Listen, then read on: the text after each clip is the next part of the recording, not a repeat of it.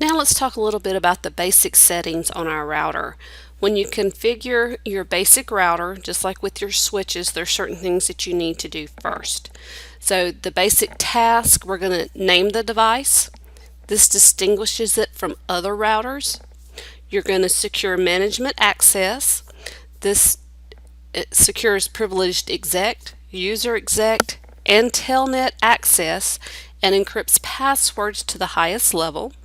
So in order to do that, you're going to issue the commands once you've done config T and you've done host name and named your device is enable secret class or enable secret, whatever you want your password to be. Then you go to your line console 0, password, the password you need for it to be. You log in, that forces it to require that password. Type in exit. Let's go to our lines VTY 0 through 4 because on our routers we have 5 access points. You're going to do your password, then the password that you're choosing, log in, exit, and then the last one you're going to do is service password encryption so that it encrypts your plain text passwords. Finally, you're going to configure a banner, and this provides your legal notification of unauthorized access, and that is done by banner space MOTD, and then use a character that you're not going to use in your message to start and stop your banner.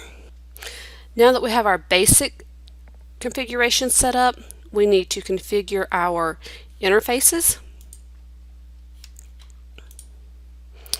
And to be available, a router interface must be configured with an address and a subnet mask, and it must be activated. By default, LAN and WAN interfaces are not activated and must be activated using the no shutdown command. Other parameters for serial cable ends labeled DCE, you must configure the clock rate and use the clock rate command there.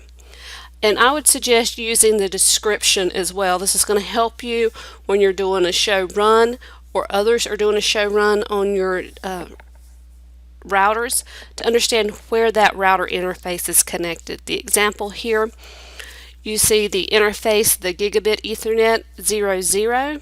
The description is that it's the link to LAN 1. You have your IP address, the address and the subnet mask, the no shutdown command which activates that interface, and then exit. And then below that you'll see that it has brought that interface changed state to down, then the interface was changed to up, and then the line protocol was changed to up. So if you did a show IP INT brief, it should be up and up at this point. If we're configuring this interface as an IPv6 interface, you're going to configure the interface with IPv6 address and subnet mask. You use the IPv6 address. You also have to give it the local link. So here we see we have our interface, our description. It's an IPv6 address. Here is the IPv6 address, and it's a /64.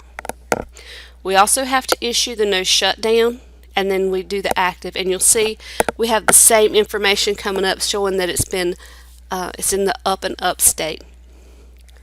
The IPv6 interfaces can support more than one address. You configure a specific global unicast with IPv6 address and then the IPv6 length. You can configure a global IPv6 address with interface identifier in the low order of 64 bits, so it's the IPv6 address, IPv6, and then you do the EUI-64. You can also configure a local link address, that's IPv6 address with the IPv6 length, and then link local. We can configure our loopbacks, and remember loopbacks are used to test our routers.